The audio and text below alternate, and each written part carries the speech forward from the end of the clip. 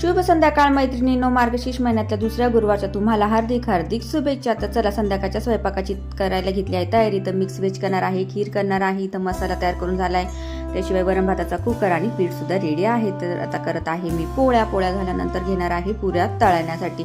नैवेद्यपुरताच पुऱ्या तळणार आहे, कारण कालच भजी खाल्लेली आहे, त्यामुळे जास्त तेलकट वगैरे नको म्हणून नैवेद्यपूर्ण फक्त पुऱ्या तळणार आहे। तर बघितली कशी टम फुगली माझी पुरी।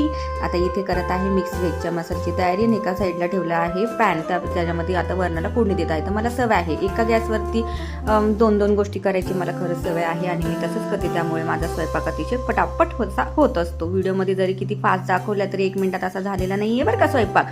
त्यानंतर मस्तपैकी खीर केलेली आहे आणि इकडे एकीकडे मिक्स व्हेज माझी शिजत आहे आणि माझी सगळ्यात आवडतीचा पदार्थ म्हणजे कोथिंबीर शिवाय माझं जेवणच अपूर्ण असतं बाबा। आणि आता मी इथे देवी मातेला नैवेद्य दाखवून घेत आहे। चलो बाय बाय।